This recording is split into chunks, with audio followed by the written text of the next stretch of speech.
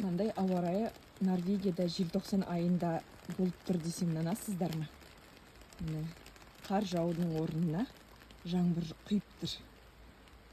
Осыдан бастап біле беріңіздер, жаһандық жылынудың қаншалықты әсер етіп жатқандығы. Дүние жүзі бойынша жаһандық жылыну болып жатыр десем артық айтқаным емес, себебі Норвегияда көптеген зерттеушілер, осы тұрғындар соңғы 5-7 жылда қардың мүлдем жоғын айтады. Енді сіздер айтуыңыз мүмкін, сіздерге Норвегияның әсіресе оңтүстік батысына жылы гольфстрим ағысы әсер етеді ғой деп. Онымен де келісем, ондай айтуларыңызбен. Бірақ блогер бар, ол Норвегияның оңтүстік шығысында, яғни Осло қаласынан алыс емес. Ол жақта әрқашан қыста қар жауатын еді.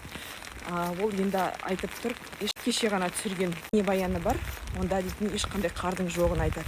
Сондықтан біздер дейтін біздің климатымызға өте бір сондай адамзат әсер етті деп айта аламын. Себебі мына қараңыздар өздеріңіз. Қандай жаңбыр құйып тұр желтоқсанның бүгін іші.